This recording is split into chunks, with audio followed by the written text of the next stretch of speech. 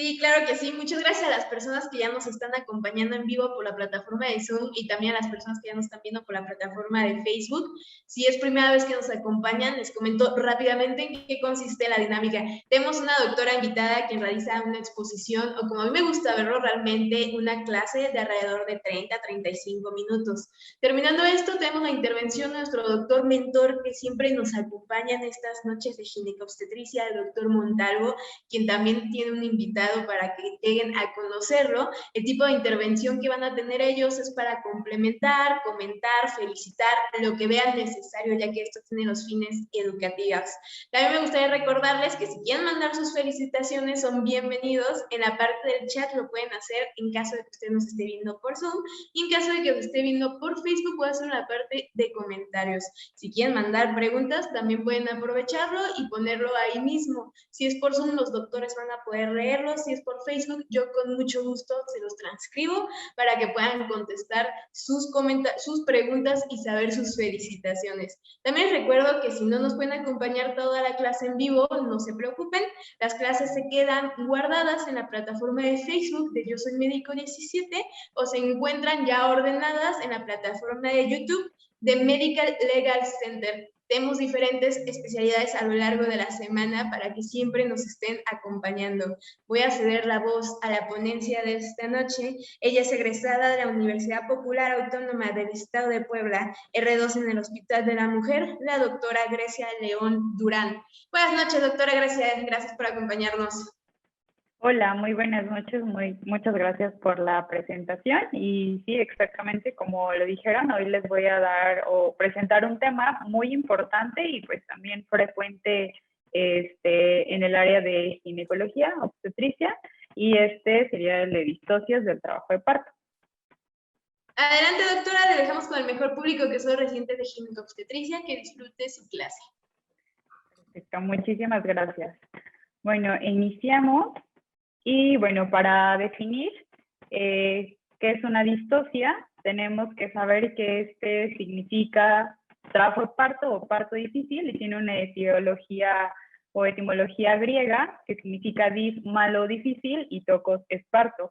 Se presenta a partir en el 20% de los casos y pues va a determinar ciertos factores que pueden presentar alteraciones ya sea maternas o fetales durante el trabajo de parto. Entonces es importante para ello diagnosticarlo para poder actuar inmediatamente o saber cuál sería como el siguiente paso en este caso. Entonces, vamos a clasificarlos, los tipos de distocias que son diferentes, y están las distocias dinámicas, las distocias del parto, que en este caso son del objeto, son las fetales, las distocias óseas, hablando de la pelvis, distocias de tejidos blandos y de los anexos ovulares. En las distocias del objeto de parto están las de presentación, las de situación, de flexión de la cabeza o las anomalías de la posición. Entonces, principalmente hablando de las distocias dinámicas, ¿qué son? Bueno, estas van a comprender las alteraciones de la contractilidad uterina que las convierten en ineficaces para la normal progresión del parto.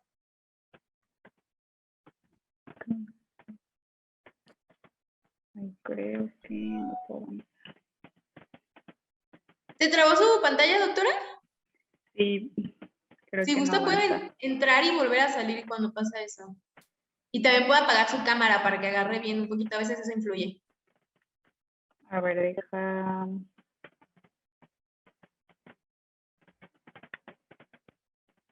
Ahí está ya.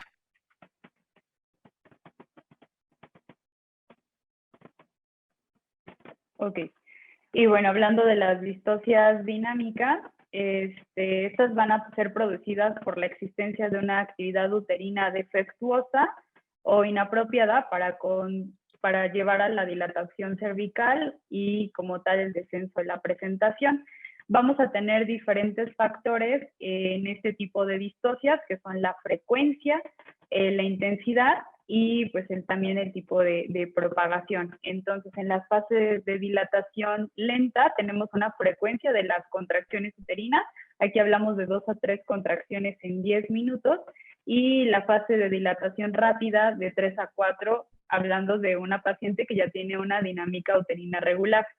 Y en el expulsivo, de 4 a 5 contracciones, y la intensidad de estas van a ser de 50 a 60 milímetros de mercurio.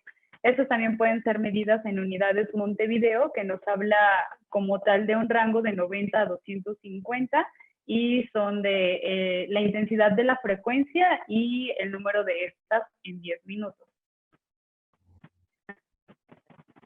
Aquí, como les hablaba, de las unidades Montevideo, que van a medir la intensidad de la frecuencia y el número de estas en 10 minutos.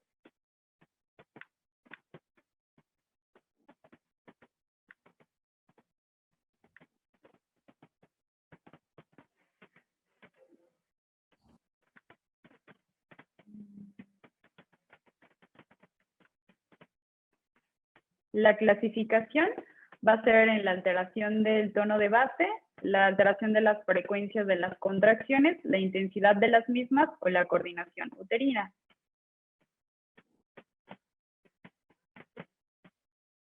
Es que se traba como un poco.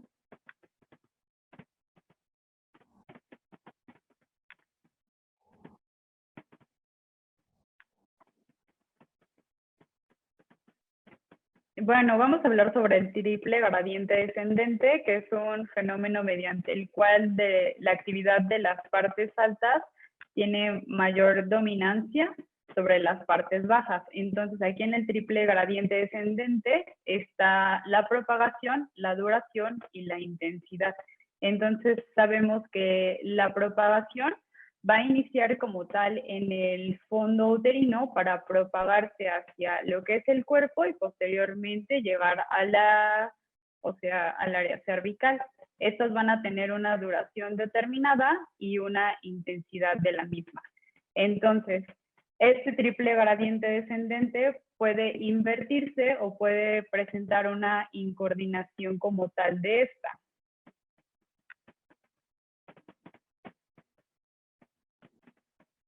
Creo que pueden ver aún mi... Se dejó de compartir, doctora. Hace compartir la pantalla, doctora. Ahí está. Ya la pueden ver. Sí. Tengo como un problema para avanzar las diapositivas, no sé por qué.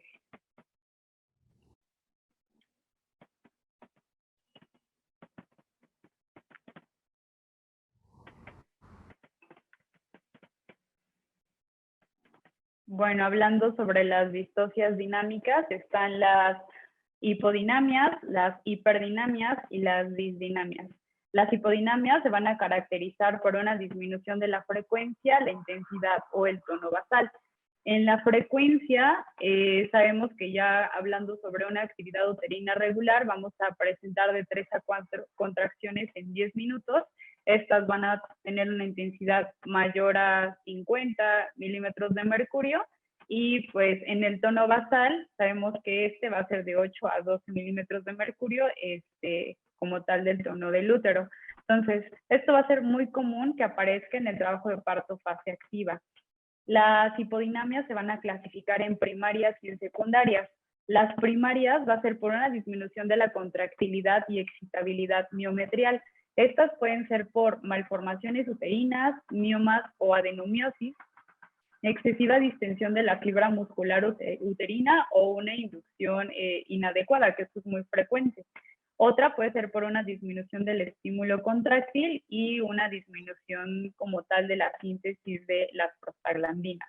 Entonces, en las hipodinamias secundarias va a haber una fatiga de la fibra muscular precedida de una dinámica normal. ¿Qué quiere decir? O sea, que había como tal aquí una coordinación adecuada de estas contracciones en frecuencia y en tono o intensidad, y posteriormente esta se va a alterar. Puede ser también por una presencia de un obstáculo al parto.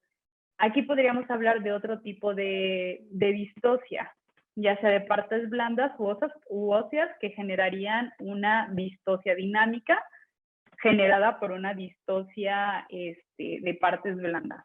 Entonces, uno de los tratamientos que utilizamos en este tipo de distocias dinámicas sería pues medidas generales. En estas pacientes, pues es una hidratación adecuada, una analgesia oportuna, el vaciamiento vesical y rectal de estas, colocar a las pacientes en decúbito lateral, la realización de amniorexis y la administración de oxitocina.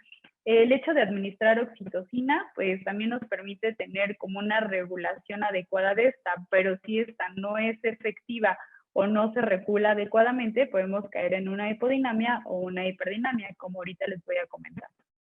Y bueno, aquí tenemos en esta imagen un registro cardiotocográfico en donde observamos en la parte superior se encuentra un patrón fetal y en la parte inferior un patrón materno. En la parte fetal observamos la frecuencia cardíaca y en la parte inferior la intensidad de las contracciones uterinas y la aparición de estas. Podemos ver que aquí es un patrón más o menos aproximadamente 10 minutos y observamos que hay 2 contracciones y la intensidad de ellas pues es mínima.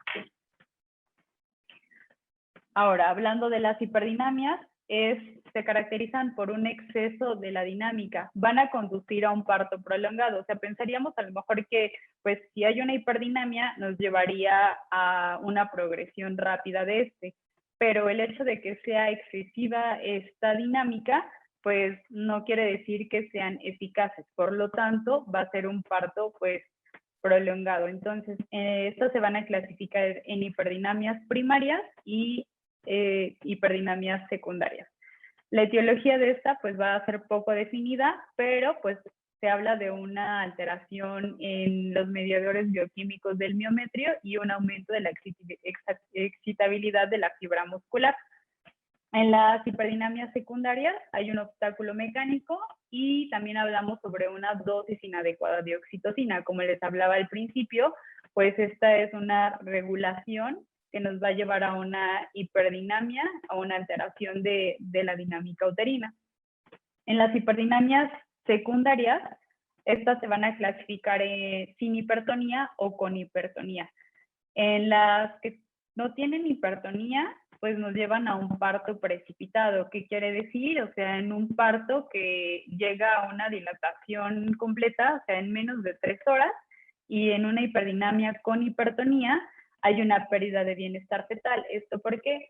Porque el hecho de generar una contracción y que este útero no se relaje, hace o genera que haya una compresión de lo que es la cabeza fetal, una disminución del flujo sanguíneo y por lo tanto no hay una recuperación de la frecuencia cardíaca de este feto. ¿Cuál es el tratamiento de esto? Pues colocar a las pacientes en decúbito lateral izquierdo, o sea, saber realmente qué es lo que nos está generando este tipo de alteración dinámica y valorar o mejorar la situación en esta paciente. Principalmente, pues la regulación o la suspensión del fármaco, si estamos hablando del uso de oxitocina, que esto es muy común, que no se regula adecuadamente a las pacientes.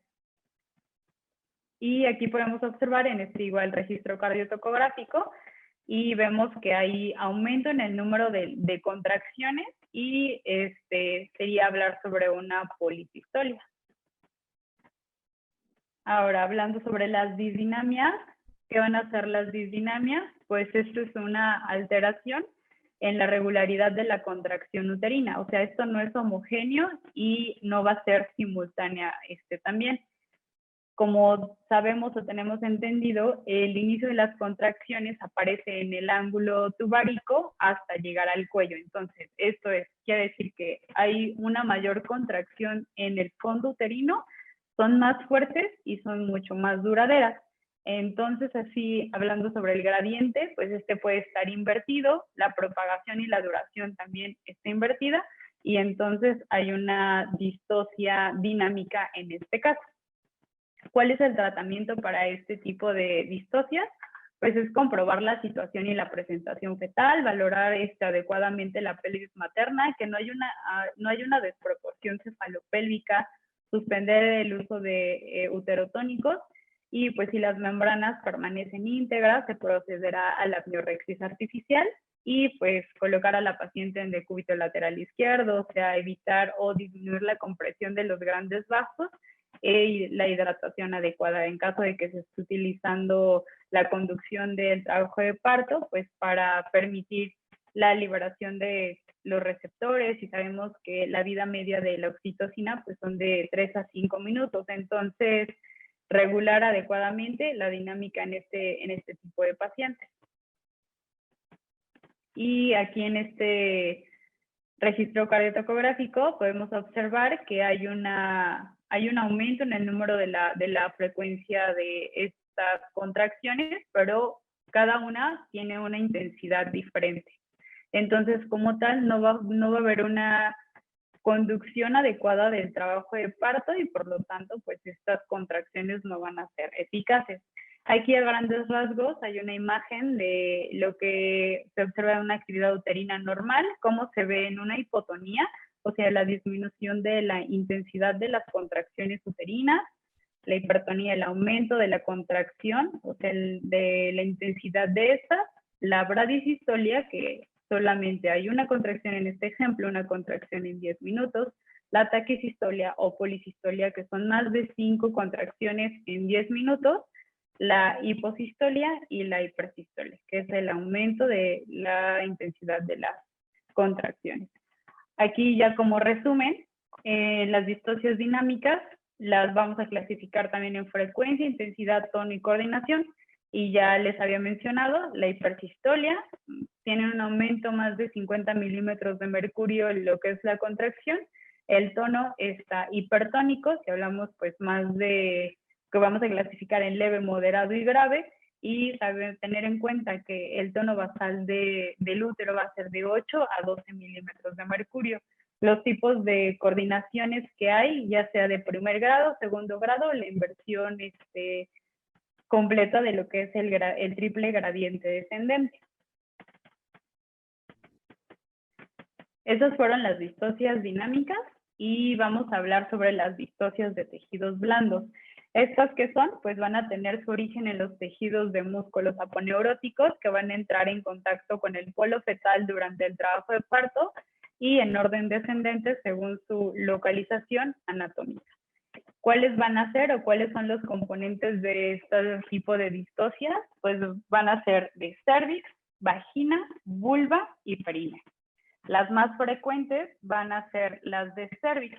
Hay diferentes tipos de etiologías para cada uno de estos y pues vamos a hablar como de las más frecuentes. Entonces, en las distocias cervicales puede ser por una dilatación pura, distocias congénitas, que es un desplazamiento del cuello uterino, o sea, alteración del mismo, traumas y lesiones cicatrizales, que son muy comunes, por ejemplo, en mujeres, o sea, que tienen partos previos, que ya tuvieron alguna lesión o traumatismo cervical. Esto puede ser, por ejemplo, posteriores a colocaciones de DIUs, que se generan laceraciones, lesiones en los mismos, los edemas cervicales o las neoplasias cervicales. O sea, todo que tenga que ver con alguna alteración en el cérvix.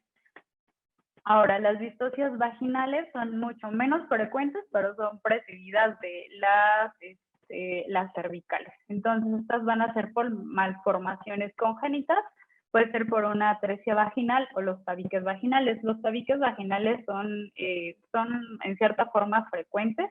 Los que me ha tocado llegar a observar pues son los tabiques longitudinales. Realmente muchos de las pacientes no tienen idea que los presentan y a la exploración pues se pueden observar. Y pueden presentar como tal un trabajo de parto, o sea, sin problema, pero esos pueden generar algún tipo de alteración en ciertas pacientes. Tenemos lesiones cicatriciales, infecciones activas, algún tipo de cáncer, principalmente vaginal, y alguna cirugía previa. En la primera imagen podemos observar un tabique vaginal, que pues se consideraría como una distocia de partes blandas, y en la otra imagen pues infecciones vaginales.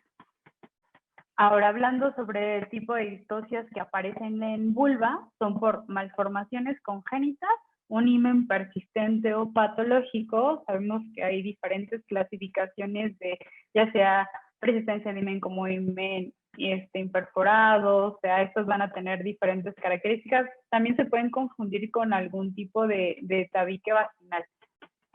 Y bueno, están las infecciones, la mutilación genital femenina y otras que son varices o edema vulvar. El edema vulvar también es en cierta forma frecuente que genere un tipo de distocia. Están ahora las distocias por patología del útero y anexo. Una muy frecuente también son los miomas uterinos. Estos van a generar una distocia si aparecen en el segmento inferior o en la cara posterior. Cabe recalcar que si las pacientes presentan miomas, ya sea en fondo, pueden tener un parto, o sea, sin alteración. O sea, generalmente no va a producir como tal una obstrucción en la salida de este feto. Y los quistes ováricos, pues si son mayores, por ejemplo, de 10 centímetros, pueden generar algún tipo de alteración, los teratomas y los cistoadenomas, que también son muy frecuentes. En esta imagen podemos observar un mioma cervical que como tal no va a permitir el descenso y mucho menos la salida de este feto. Y en la otra observamos un mioma pues, a nivel del segmento inferior que también genera compresión y una dificultad para la expulsión fetal. Otro tipo de patología pues, son las del útero y anexos. Son miomas, aumento de tamaño, quistes, que van a generar alteraciones como tal del mismo. Otras de las distocias que voy a mencionar son las distocias ovulares. Este es otro tipo de clasificación. ¿Estos cómo van a ser? Pues van a ser causadas por anomalías de las membranas, la placenta, el cordón umbilical y en menor medida por el líquido amniótico. Entonces, en las distocias ovulares, les voy a hablar principalmente del cordón umbilical. ¿Cuáles son? Pues la brevedad del cordón. ¿Qué es esto? Pues es un cordón muy corto. Sabemos que la medida aproximada de un cordón umbilical pues va de 30 45 centímetros aproximadamente. Entonces, tener un cordón umbilical corto también nos lleva o nos impide el descenso como tal de la presentación, que luego muchas veces sucede. Las pacientes ya están en expulsivo, les pedimos que pujen y muchas veces esta presentación se regresa.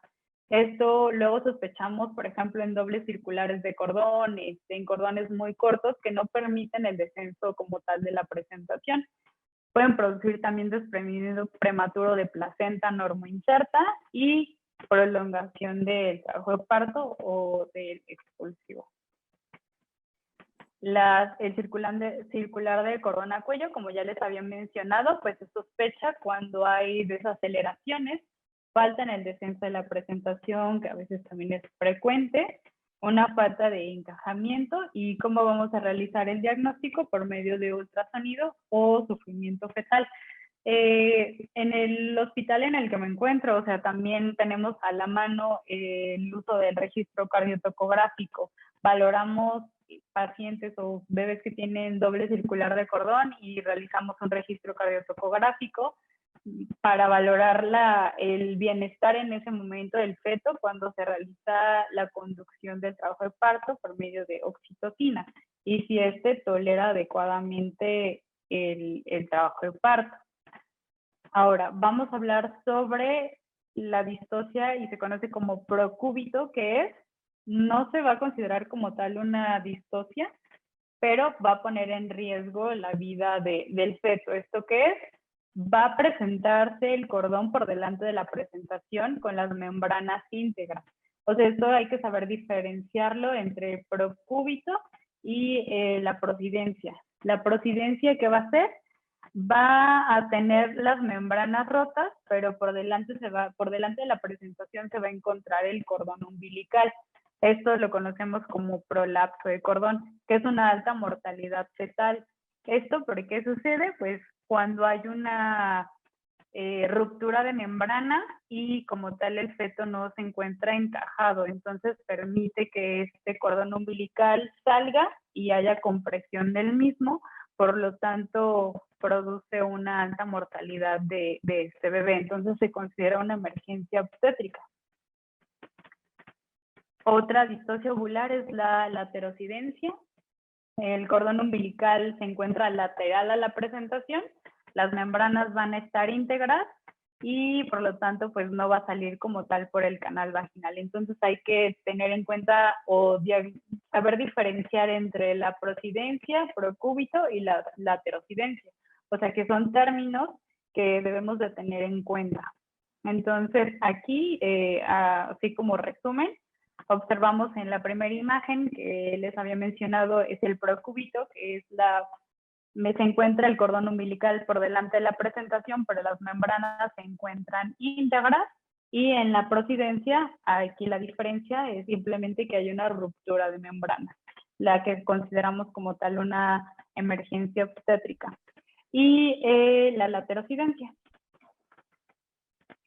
Ahora, hablando sobre las distocias óseas, también es algo muy frecuente, son las alteraciones de la pelvis en su tamaño, forma, inclinación, o clínicamente que pueden ocasionar un parto lento o una progresión anómala que va a terminar en una desproporción cefalopélvica en una paciente con dinámica adecuada.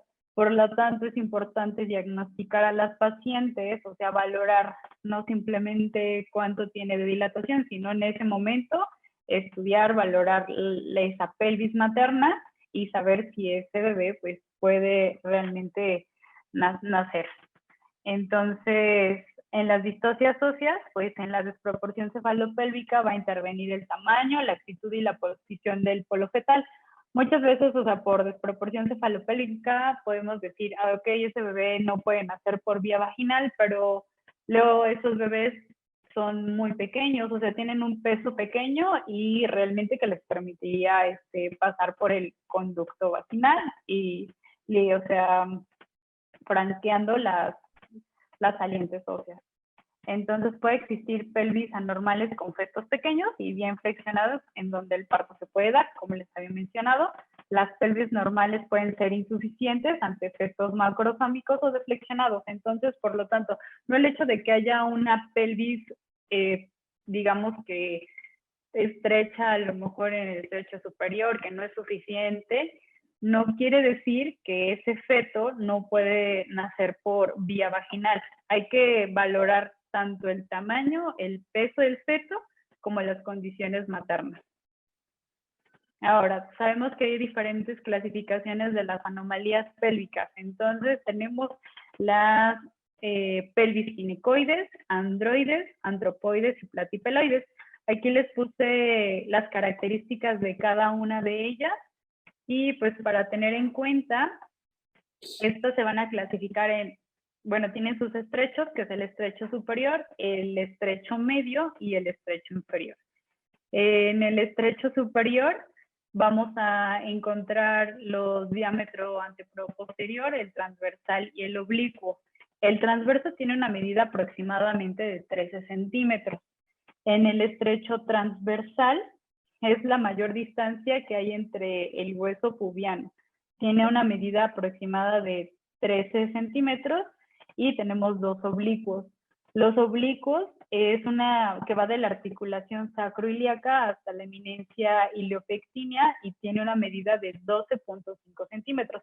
Esto es importante, tener como en cuenta la medida aproximada de estos estrechos para valorar posteriormente las medidas que tiene la cabeza fetal, que ya les voy a hablar posteriormente. Entonces, en el estrecho anteroposterior,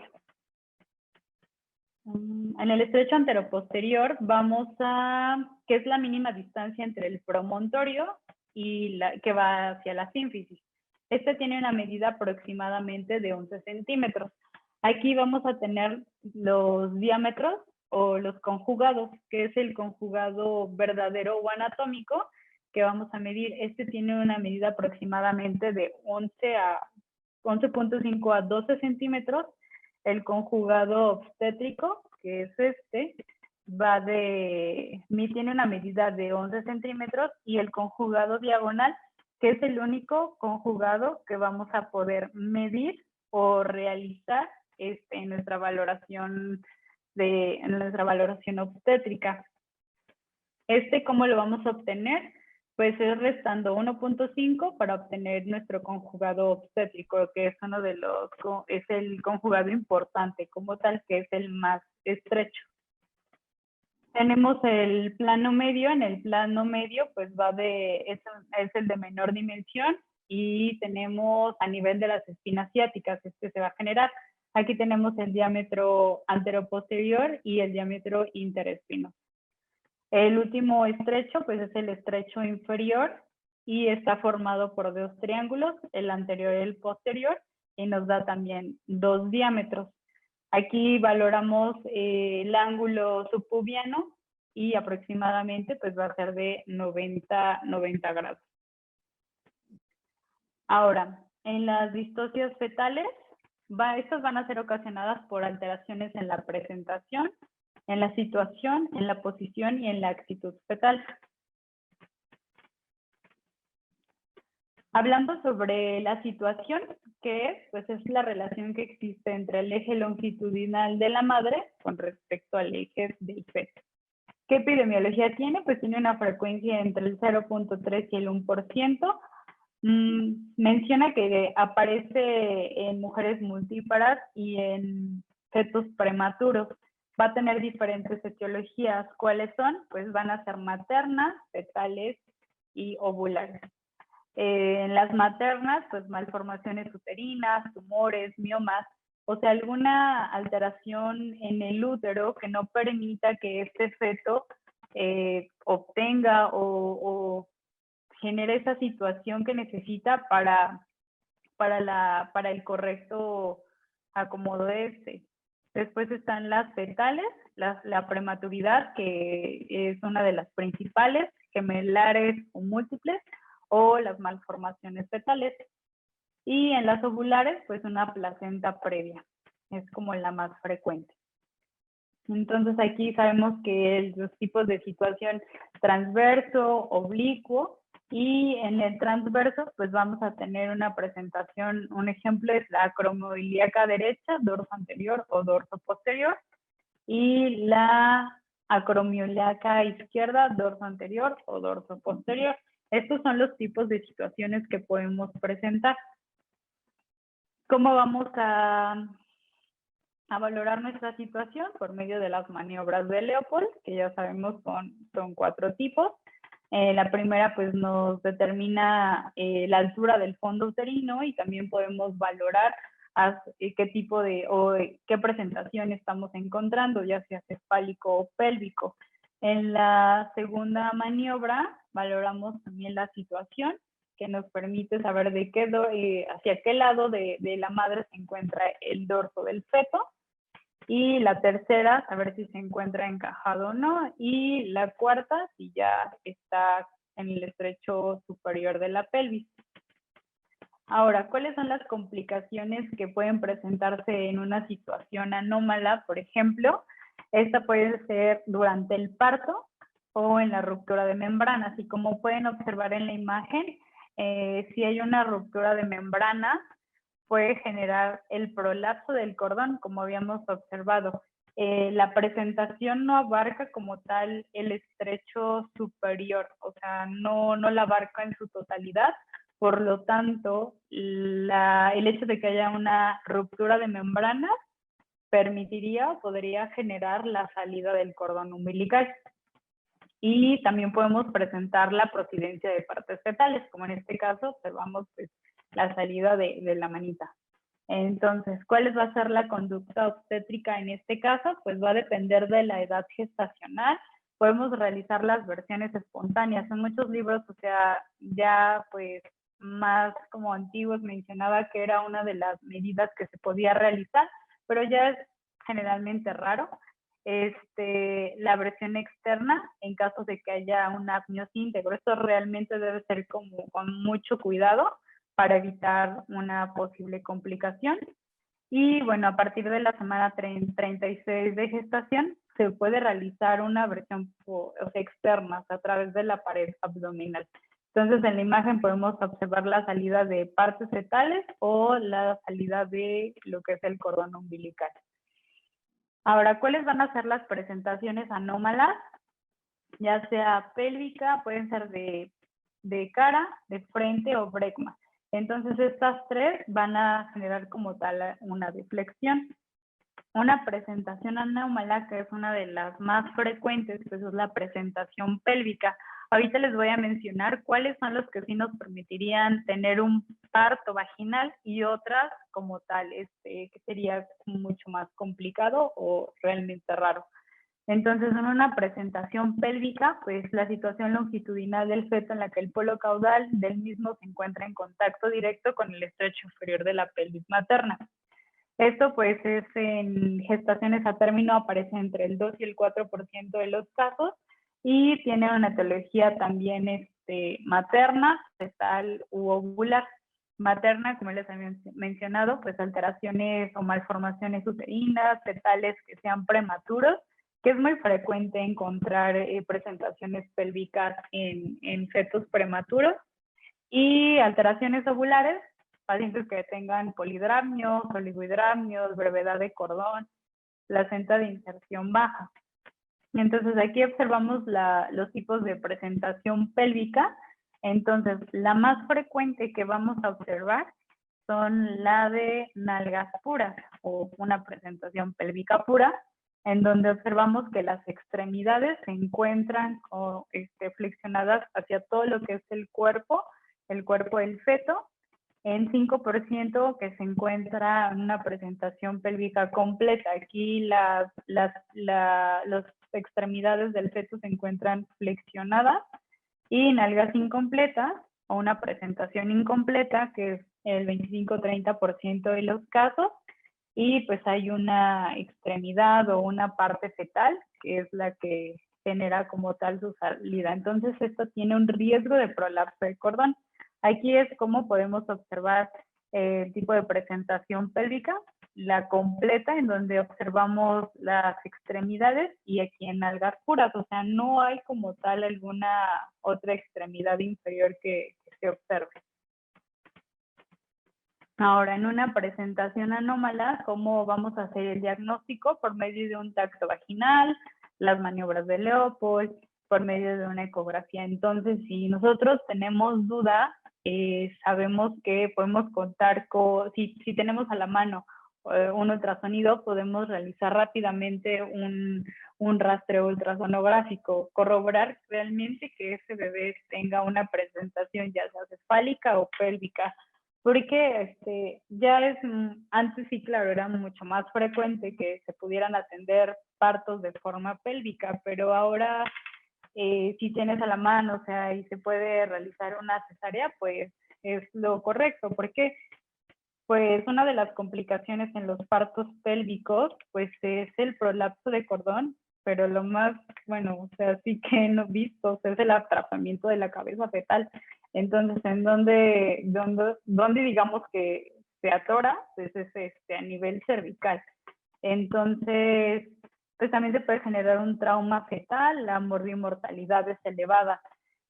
¿Y esto qué genera? Pues hay un menor diámetro del polo pélvico, pero va a permitir la salida, y a través de un cérvix parcialmente dilatado vamos a tener como tal el atrapamiento de la cabeza fetal. Entonces eso es lo que no nos va a permitir la expulsión completa del feto, y es una de las complicaciones pues que generarían alta mortalidad en el feto. Ahora vamos a hablar sobre la presentación de flexionada, que es pues es una falta de la actitud fisiológica de la flexión de la cabeza y el tronco fetal. Va a estar sustituida por una extensión más o menos completa. Entonces las vamos a clasificar. Va a ser dependiendo del grado de flexión de la cabeza.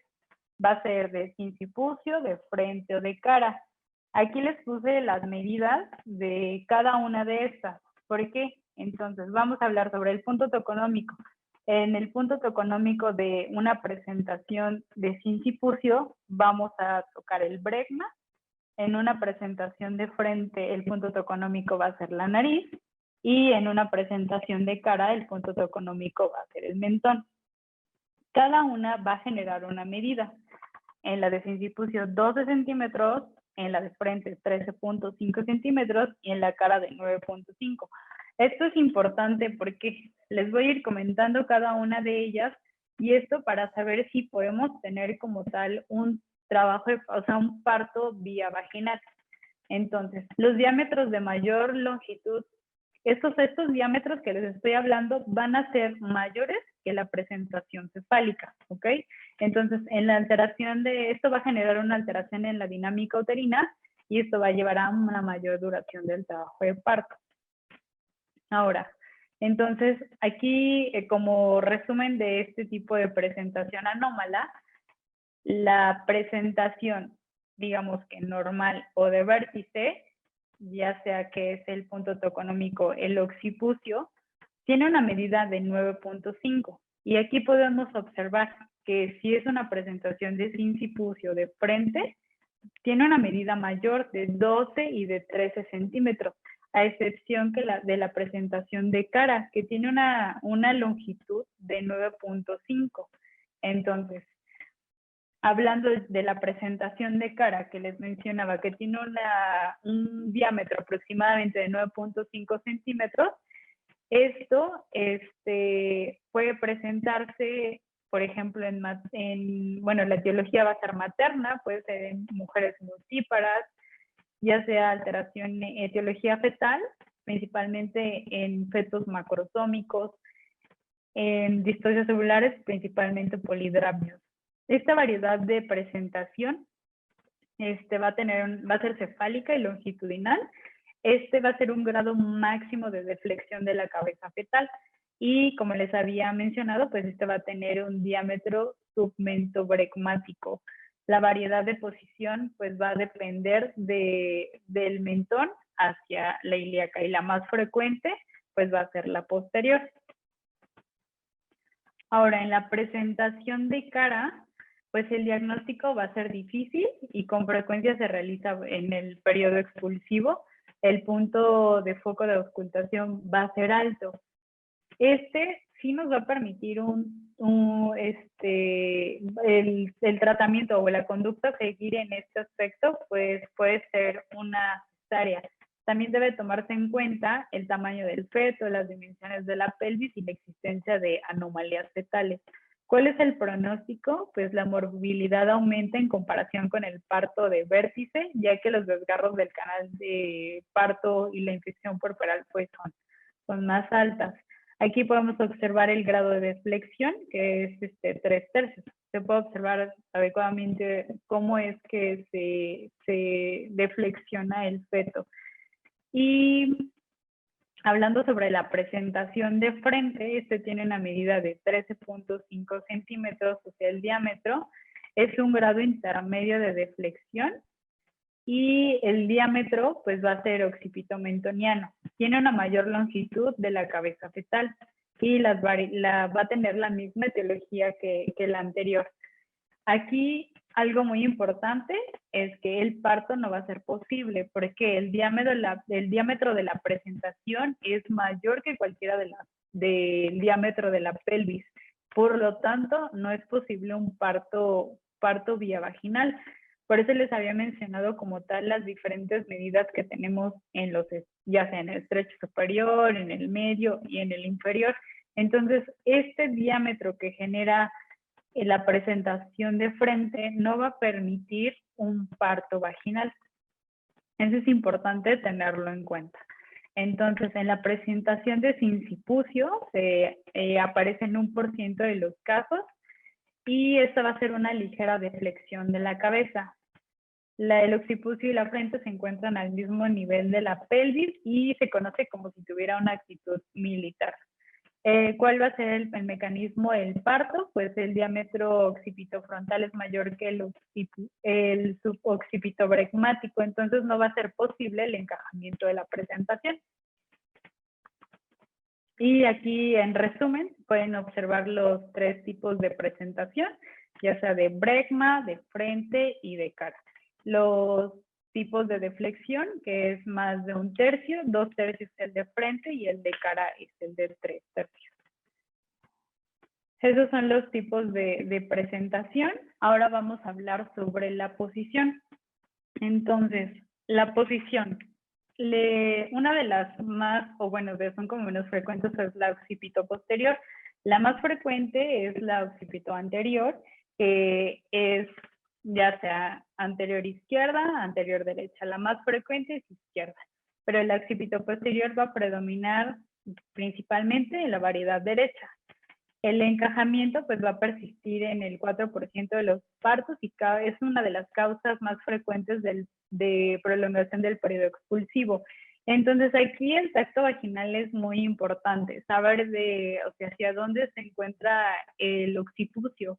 Muchas veces sabemos o decimos que se encuentra anterior o posterior en lugar de, a lo contrario. Entonces, ¿cuál va a ser la etiología? Pues van a ser fetales, pélvicas u otras. Fetales puede ser un feto pequeño, tiene una cabeza dolicocéfalo o braquicéfalo. Pélvica, pues unas pelvis antropoide, androide, que no va a permitir o no tiene los estrechos suficientes para la expulsión de este feto. ¿Y cómo va a ser el diagnóstico? Por medio de un tacto vaginal. ¿Cuál va a ser la conducta? Valorar adecuadamente una pelvis materna, colocar a la paciente en decúbito sobre el lado del occipucio que se encuentra y pues si la presentación se encaja, tenemos que descartar una desproporción cefalopélvica, rotar digital o manualmente la presentación occipito anterior para que nos permita el descenso de la presentación y posteriormente la expulsión del feto. Y otra, pues puede ser la colocación de forceps, tipo Killian, que nos ayuda, son rotatorios. Entonces, esas fueron las distocias fetales. Hablando de otro tipo de distocias que son muy frecuentes también, son las distocias de hombros. ¿Esto qué es? Fallo en la salida del tronco fetal. Les voy a hablar como tal cuál es la conducta o cuáles son las que se utilizan y se utilizaban. Entonces, ¿qué es una distocia de hombros? Pues va a ser un fallo en la salida del tronco fetal. Doctora, perdón, recuerdo nada más del tiempo, ¿sí, por favor? Sí, de hecho ya vamos a terminar. Y bueno, estas son las maniobras obstétricas que se van a necesitar adicionales para la extracción de los hombros fetales. Esto durante el parto vaginal y va a generar una tracción moderada de la cabeza hacia abajo que ha fallado. ¿Cuáles son los factores de riesgo? Pues van a ser anteparto e intraparto, principalmente pues fetos macrosómicos en mujeres diabéticas, obesas, que tienen un índice de masa corporal mayor a 30. O sea, son como las más frecuentes. ¿Cuál es el manejo? Pues principalmente sospecharla y saber tratarla. Lo principal es, si ya la diagnosticamos, pedir ayuda en ese momento. ¿Qué quiere decir? Que si estamos atendiendo el parto, vamos a iniciar las medidas principales, evitar que la paciente esté pujando, y si ya hay alguien más que nos pueda asistir, vamos a clasificar las maniobras en primer nivel. ¿Cuál va a ser? La número 1 que se utiliza, pues es la de McRoberts. Va a ser una hiperflexión de las extremidades sobre el abdomen materno y va a tener una tasa de éxito del 90%. O sea, esto nos va a permitir un desencajamiento del hombro anterior. Tenemos otro tipo de maniobras, que es la de Mansati o presión suprapúbica, que esta va como en conjunto con la de McRoberts. Entonces nos permite la liberación del mismo, la expulsión del feto. Y aquí está McRoberts asistida y la de McRoberts, que es una hiperflexión. Mansati, pues es una presión suprapúbica y esto hace que nos permita liberar el tronco fetal. Las de segundo nivel, Jacquemies, Wood, que también se conoce como rotación de hombro posterior, y la contraria a esta pues sería Rubin, que es una maniobra inversa. La de Jacquemies nos permite como tal tomar el hombro posterior, hacer una inversión de y poder liberar el hombro posterior. La de Wood, que se conoce como de tornillo, libera o se coloca detrás del hombro posterior y se gira hacia forma de que se libere el hombro anterior que se encuentra impactado. Y tenemos también la de Rubin, que nos libera también el tronco fetal. Y está la de tracción digital, la de Gaskin, que se coloca la paciente en 4 puntos para la liberación de que aquí podemos observar la imagen. Y pues ya las de último recurso, que es la de Sabanellis, la reintroducción de la cabeza fetal y pues una realización de una cesárea urgente. La fractura de clavícula anterior, pues eso realmente ya no se utiliza, y si se llegara a hacer, pero realmente en fetos en óbitos. Y pues Sabanelli, como pueden observar, es la restitución del mismo, o la sinciotomía o maniobra de Zárate. Las posibles complicaciones de las distocias de hombros, ya sean neonatales y maternas. Y bueno, realmente eso serían como las distocias a grandes rasgos, pero lo más importante de estas es saber diagnosticarlas y poder actuar en el momento. No sé si tengan alguna pregunta. Doctora, te pido un favor, si nos podrías dejar de compartir. Sí, claro, claro. Bueno, pues primero, la verdad que felicidades. Hablar de un tema como este, decíamos al principio, es muy importante porque ese es el pan nuestro de cada día. Ya platicábamos antes de iniciar de todo lo que vemos todos los días, y máxime, por ejemplo, tú que estás en un centro de referencia como es el Hospital de la Mujer en la Ciudad de México, que sabemos que es importante y la carga de trabajo es excesiva, y llega de todo tipo de patología. Aprovechando que está con nosotros el doctor Luis Fernando Acosta, él es médico materno-fetal, es presidente del Colegio Sinaloense, expresidente del Colegio Sinaloense de Ginecobstetricia, es director regional de la Federación Mexicana, profesor de múltiples cursos. Pues nos estaríamos aquí un buen rato, pero por obvios de tiempo, Luis Fernando, perdón. Quisiera que nos comentaras qué te parece de todo esto, qué serían los aspectos que te parecen importantes, que, como platicábamos al principio, que nos tendríamos que considerar, que en un momento dado, para tratar de reducir el impacto que esto representa, la distocia del trabajo de parto, tanto decíamos en la salud materna como en la salud fetal, ¿no? ¿Cuáles serían tu visión, tus conceptos al respecto de esto? Sí, buenas noches y muy bien, doctora, por esta amplia participación de todas las posibilidades, escenarios, y creo yo que tienes una gran oportunidad en tu formación, ¿verdad? Con esa, en ese hospital donde se tiene un mayor número de partos, ¿no? Todas las distocias que puedes ver. Yo creo que empleamos mucho también el término de no distocias, déjalo continuar, ¿no? Usamos esa palabra, a lo mejor no está en la lengua española, como dicen, ¿verdad? Pero sabemos lo que es eso, ¿no? Es decir, no adelantarnos a algo. Si bien es cierto que yo me dediqué gran parte de la institución a la medicina materno-fetal, a la perinatología, estuve en medio de lo que es el proceso de antes de la llegada del paciente al hospital público. Por alguna situación se indica un estudio de vigilancia o de diagnóstico fetal, y finalmente nos enteramos a través de ustedes los residentes el desenlace perinatal. Doctor, la operaron por esto, doctor, no la pudieron operar por lo otro. Pero en fin,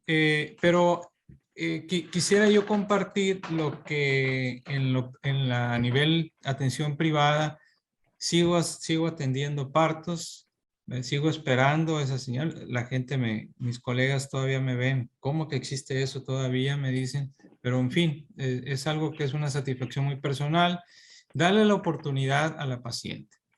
En ese darle la oportunidad a la paciente, pueden suscitarse muchas cosas, porque muchas veces dice, me impresiona que viene grande, me impresiona que que no va a caber. Me impresiona, todavía no inicia con trabajo de parto y a las 38 semanas ya la etiquetamos como una DCP. Nos tocó la cefalopelvimetría radiológica, nos dimos cuenta con el tiempo y la evidencia pues no funcionó, ¿no? Lo que no iba a pasar pasaba y lo que el feto que iba a pasar finalmente lo operaban por otra cosa. Pero volviendo con esto, mi impresión es que a veces hacemos algo y disociamos, intervenimos de manera prematura. Por ejemplo, ¿cuándo usar la oxitocina? ¿Sí? ¿Cuándo iniciar el uso de la oxina? Si con macrogotero, si todas con bomba de infusión, el método más seguro. ¿Cuántas veces iniciamos la oxitocina y ahí se la encargamos a otro y el otro se le encarga al otro y finalmente la paciente anda sola chorreando? Entonces ahí estamos ya provocando una hiperdinamia y tenemos que salir a correr, a operarla de inmediato. Entonces, eso por una parte. Entonces, yo sé que en centros donde hay mucha atención, mucha paciente en trabajo de parto, unas empezando, otras terminando, otras pasándolas a expulsivo. Yo entiendo eso, yo lo pasé como residente, ¿verdad? No se olvida y parece que no ha pasado mucho tiempo, sin embargo estamos en otra etapa, ¿verdad? De poder quizá aconsejar, ¿verdad? Ciertamente ya ahorita suele pasar que a veces es mejor una cesárea oportuna, una indicación oportuna que un mal parto, así decimos, ¿no? Pero yo siento y le digo a los residentes que cuando un residente se siente más seguro haciendo una cesárea, porque hacen muchas, hacen 5 o 6 en una noche. Entonces, cuando un residente se siente más seguro haciendo una cesárea, aguas, eso es peligro, porque ¿qué es lo que va a pasar? Cuando ellos salen y en los primeros 5 años de su vida profesional, lo más fácil es decirle que mira, yo te sugiero esto y finalmente la van a inclinar a hacer una y no le van a dar la oportunidad al parto. Es un paciente, bueno, podemos decirle a la paciente 1, 2, 3, pero ya la cuarta, la paciente no nos va a hacer caso y va a buscar otra opinión. Entonces, yo creo que hay que valorar la paciente muy bien, ¿no? Si está grandote el útero, el ultrasonido, la ecografía para estimar el peso no ha sido tan bueno, ¿verdad? Sobreestimamos. Hay macrosómicos que no nos damos cuenta, ¿verdad? A pesar de la ecografía. Y últimamente está muy a la mano, ya para terminar, está muy el uso del ultrasonido en o son como propuestas y hay trabajo de investigación, el ultrasonido en las áreas, no en la tocovaloración, sino adentro de las áreas. Es nomás movilizar, ver si hay circular, ver cómo está la presentación, si, como decía la doctora, si no está deflexionada, ¿verdad? Checar el líquido, hacerle una velocimetría Doppler, checar la cerebral media, a ver si no hay dato de vasodilatación, ¿no? Entonces, pero todavía pues no está al alcance de todos, ¿verdad? Tenemos 20 pacientes en trabajo de parto, ni modo de estar movilizando el ecógrafo para todos lados, ¿verdad? Entonces, yo la veo así, ¿verdad? Yo creo que hay que evaluar todos los parámetros, su historia clínica, como todo, ¿no? Y tratar de darle oportunidad a las pacientes, darle oportunidad, pero siempre y cuando hay un término medio. Y ese término medio, yo sé que la revisa un residente, después la revisa el otro, a ver tú qué opinas, se termina el turno, viene el otro, cambia la historia. Entonces, no es la misma el paciente que uno vigila de tarde a noche o de mañana a tarde y con el mismo médico, ¿verdad? Y que tienes al anestesiólogo a un lado para tomar una acción, ¿no? Hay muchas cosas que comentar, pero bueno, eso es lo que pudiera anticiparme.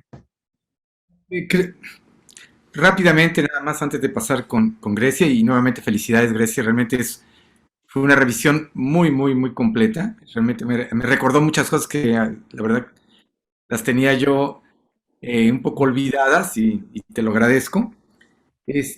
Pero hay este aspecto que mencionas tú, Luis, que me parece muy, muy pertinente, el factor humano como factor de riesgo.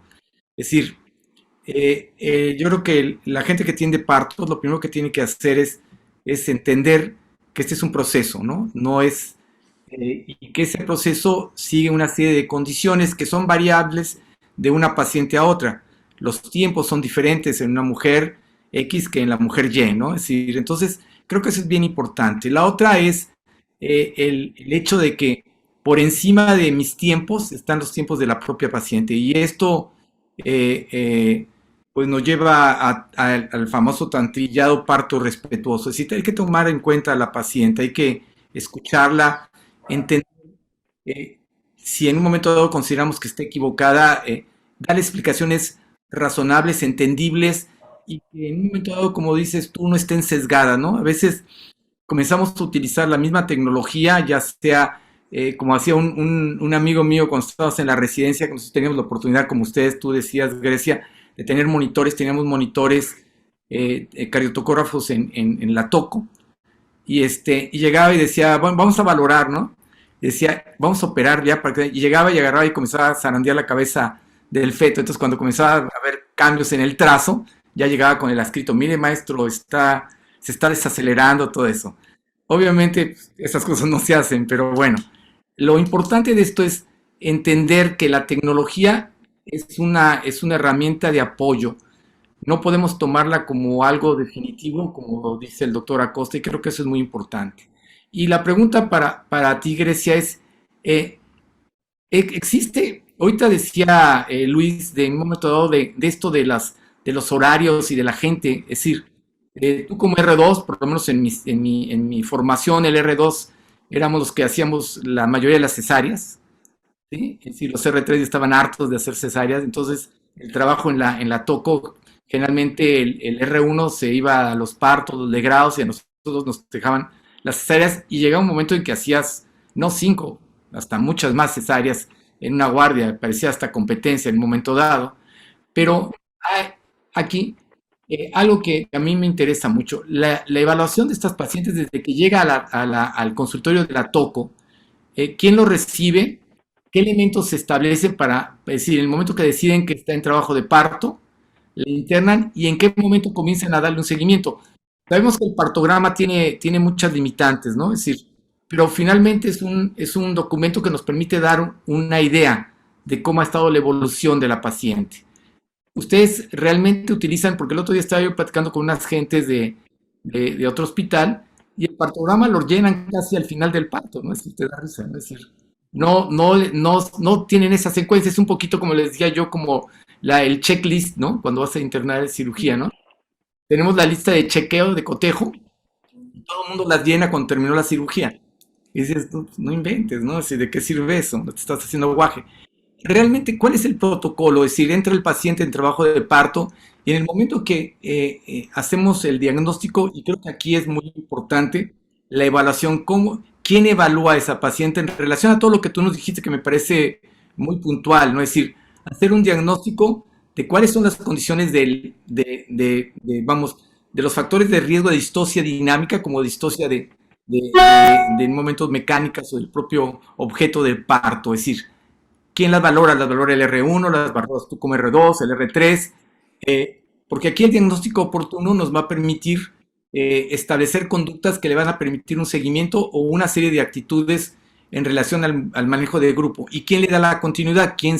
¿Quién vigila el trabajo de parto de estas pacientes? Sí, claro. Aquí, principalmente, si llega una paciente a la unidad tocoquirúrgica, el primero que la valora es el R3. Aquí el R3, digamos, en paciente que viene en trabajo de parto fase activa, valorar la dilatación cervical y la dinámica uterina, o sea, si se encuentra regular o no. Y posteriormente a esa valoración que él hace, se presenta al médico adscrito y ahí es donde se sugiere el plan de, ok, necesitamos un registro, es una paciente que está regular, que se va a quedar a libre evolución, dependiendo de la dinámica, iniciamos conducción del trabajo de parto o una prueba de trabajo de parto. Entonces ahí es donde se realiza el plan y es donde ya todos trabajamos en conjunto, de que ya el R2 y quien conduce o se queda con la paciente realmente es el R1. Y aquí sí estamos muy apegados al partograma. porque digamos, una paciente que haya ingresado en la mañana, ese partograma realmente tiene que estar muy bien hecho, o sea, de que esta paciente está en conducción, pero ¿por qué no ha progresado como debería de ser? O sea, si llegó con 5 y ahorita sigue con 5, 5, 5, pero si estaba a tantas miliunidades de oxitocina, ¿por qué no se progresó esa oxitocina? Y ahí es donde empiezan a cambiar los planes. Y sí, estamos muy apegados al partograma. Ya posteriormente, sí, que ya pasó al área de expulsión, ya se termina pues sí, de rellenar o lo que falta, pero sí estamos como muy apegados al partograma, realmente. En relación a las pacientes que conducen, porque ahorita lo que estaban hablando, tanto decía Luis como habías platicado tú, por ejemplo, la paciente que entra a inducto conducción o a conducción simplemente, ¿son monitorizadas todas o simplemente les dan seguimiento de alguna forma? ¿Cuál es qué protocolo siguen para ese tipo de pacientes? Por ejemplo, porque, como dice Luis, y perdón, no es raro que las comienzan a conducir y al rato tienes una paciente que está en policistolia y va para el quirófano, ¿no? Es decir, cuando a lo mejor en otras condiciones pudiera haber llegado a un término de un parto vaginal normal, ¿no? Sí, claro, y sucede, o sea, es una paciente que es valorada por múltiples, o sea, residentes, y si se encuentra en conducción, pero también pasa eso, o sea, de que no, o sea, al final tiene una oxitocina o que no está, digamos que en el goteo adecuado, pues sí se llega a alterar o al final el plan pues ya no es el mismo que se había comentado, ¿no? Pero sí, o sea, ese tipo de pacientes es valorada por muchos de nosotros y que al final puede cambiar. Entonces, yo creo que también eso nos sirve mucho a nosotros porque el hecho de tener muchas pacientes no nos permite tener monitoreo de cada una de ellas. Aparte, como había mencionado el doctor, no tenemos a la mano los artefactos o el equipo suficiente. Tenemos que priorizar a ese tipo de pacientes, de a quienes sí les vamos a realizar un monitoreo intraparto, a quienes sí un registro cardiotocográfico, que al final, digamos, un ejemplo, nos piden de 3 pacientes un registro, pero solamente tenemos 2 equipos para hacerlo y pasa 1 hora y esa paciente pues ya nació el bebé o ya esto y pues cambian muchísimo los planes por no tener el equipo o digamos que el número de equipo necesario y para la cantidad de pacientes que tenemos. El flujo de pacientes pues es intenso. Y no quisiera quedarme con una duda y porque se nos está acabando el tiempo. Y les preguntaría a los dos, tú recordarás más o menos, yo creo que unos 15 años, ya Luis, en esa época el presidente de la Federación Internacional de Ginecobstetricia, ahorita no me acuerdo cómo se llamaba el hindú eh, comenzó nuevamente a propugnar del parto instrumentado, comenzó a insistir que la única forma que pudiéramos de alguna forma comenzar a reducir la epidemia de cesáreas que se ha dado en todo el mundo, porque es una realidad, era regresar un poquito, como dirían los así clásicos de la obstetricia, al arte de la obstetricia, ¿no? Regresar a utilizar las diferentes maniobras, lo que decía hace ratito Grecia, las versiones, creo que es algo complicado desde mi punto de vista, a mí siempre me ha costado mucho trabajo, no me gustan mucho en lo personal. Es la paciente, dirían aquí en Sinaloa, Luis, las pacientes que van a que la soben para que les acomoden el bebé y todas esas cosas, ¿no? Pero yo sí quisiera preguntar, a mí me sigue llamando de repente mucho la atención que en un momento dado, de repente, porque veo afortunado o desafortunadamente algunos de mis colegas tienen confianza y que les avisan cuando ya se les atoró el bebé ahí en tercer plano y ni para adelante ni para atrás y ya no saben, es decir, a veces utilizar ciertos instrumentos. Y me llamó la atención lo que decía Grecia, y espero que así sea. Estaba hablando del Kilan. Es decir, ¿qué opinan ustedes de retomar todo esto, lo que tiene, no solo con vamos, diferentes forceps, sino también, por ejemplo, yo cuando estuve en Estados Unidos, lo que aprendimos a usar un poquito las ventosas, el vacuum extractor, todo eso. A mí en lo personal nunca me gustó mucho, creo que es mucho más agresivo, a pesar de que lo que digan los americanos, pero sí en un momento dado, esto de nuevamente en las escuelas de obstetricia regresar un poquito a este tipo de procedimientos. No sé qué estén haciendo ustedes ahí yo sé que la escuela del Hospital de la Mujer eh, tenía verdaderos expertos en esto. No sé si esto se siga utilizando y me gustaría después oír tu opinión acerca de esto como materno fetal. Entonces, primero contigo, primero las damas, Grecia, ¿están utilizando esto, se están entrenando en esto ustedes? Sí, realmente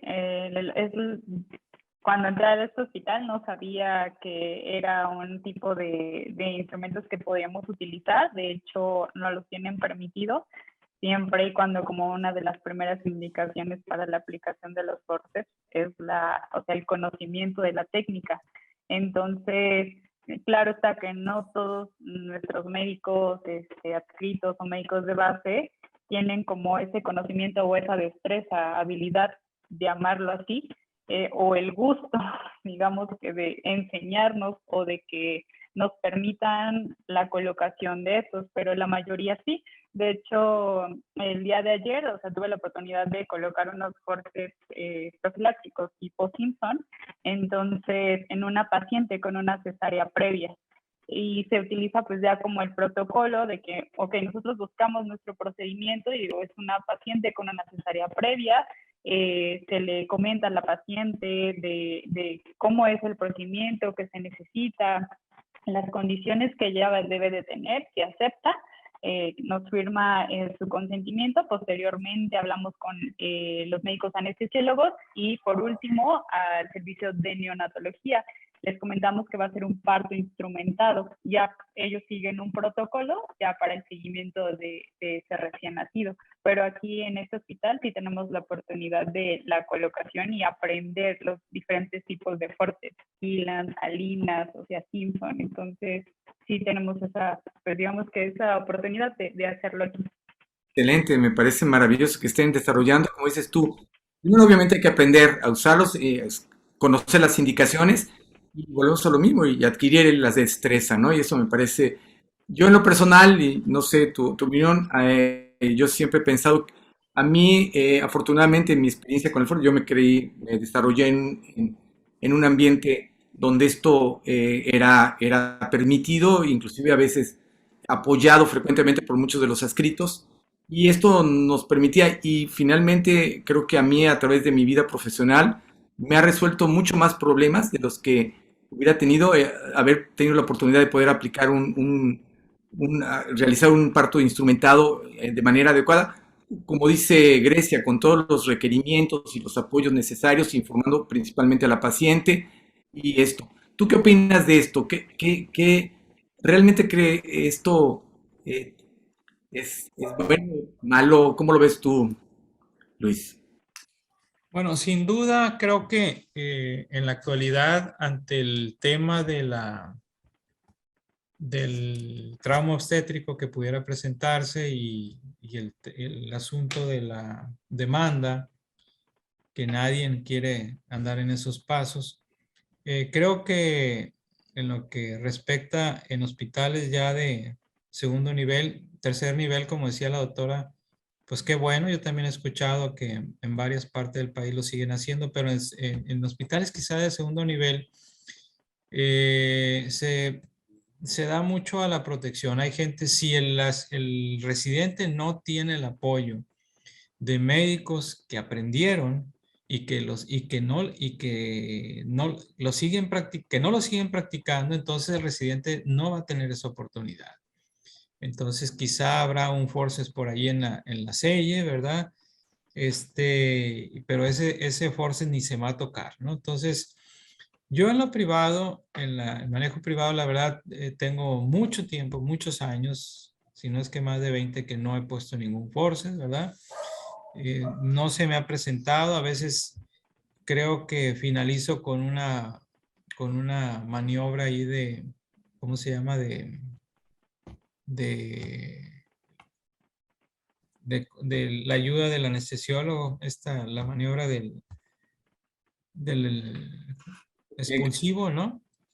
Para ayudarnos y bueno, yo creo que también la otra cosa, antes de llegar a esa etapa, que a veces no es fácil, o sea, tercer plano, y con una variedad diferente, y dices tú, bueno, ¿por qué no lo operé antes? ¿Por qué no le tomé la decisión antes para evitar quizá la falta de rotación o la falta? No es fácil, ¿no? Pero yo creo que en lo personal, lo que yo he visto, si hay un trabajo de parto prolongado, como dice la doctora, siguen 5, siguen 6, no avanza, está empezando a edematizar el cuello, ¿verdad?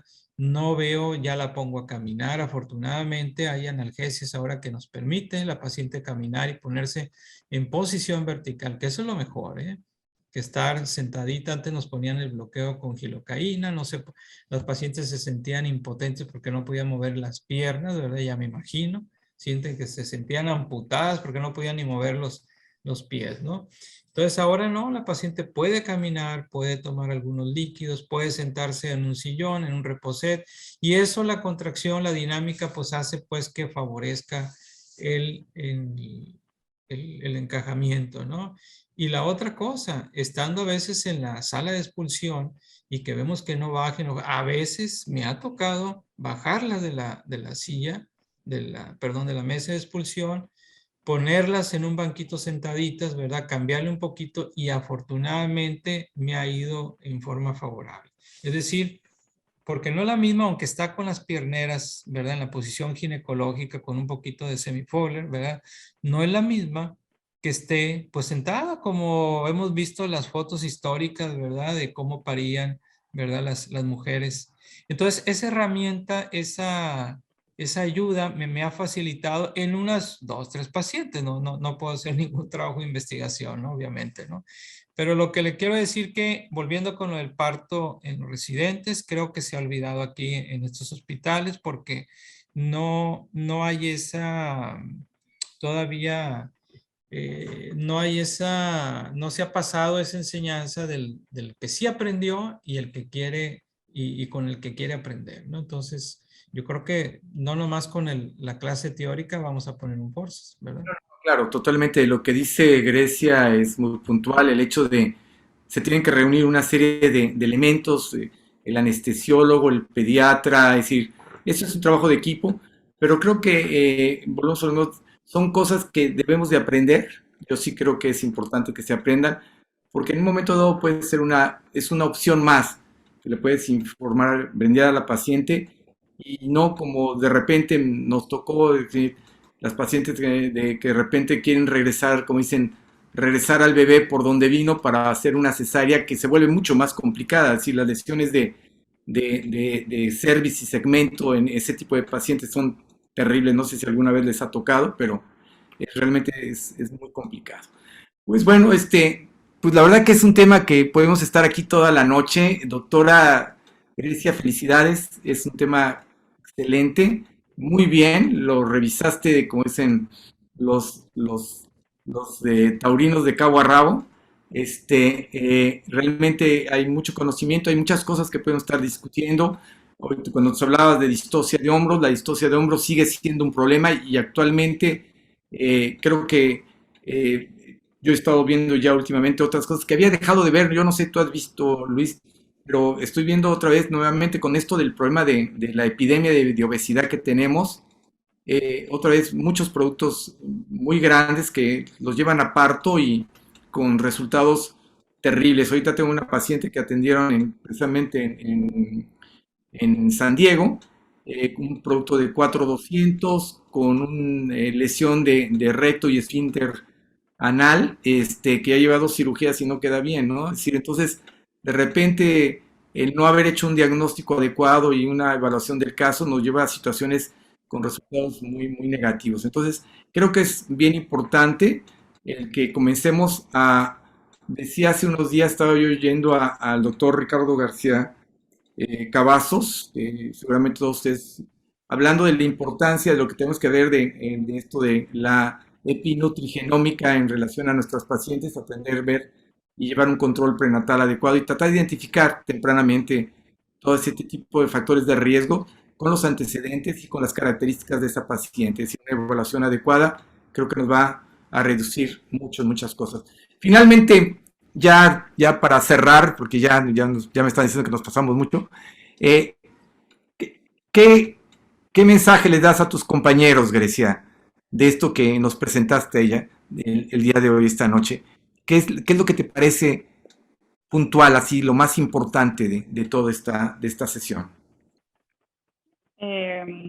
Sí, claro, saber diagnosticar, o sea, realmente tener el conocimiento de que cualquier parto, de que cualquier paciente, o sea, individualizarlo y saber que puede presentar algún tipo de alteración.